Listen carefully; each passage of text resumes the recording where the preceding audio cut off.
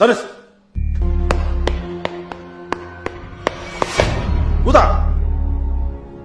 ቴንኪው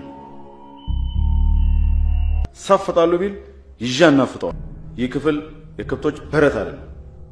ማንንም እንደፈለገ መግባት መውጣት አይችልም እናንተ ሶስታችሁ ውጡ ከኔ ጋር ጥል የሚፈልግ እዛው ቁጭ ብሎ ይጠብቀኝ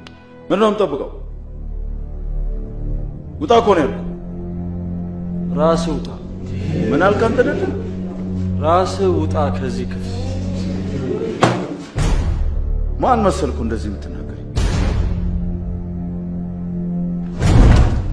አሁን ደምን ያስተፋውን ከዚህ ክፍል ማስወጣት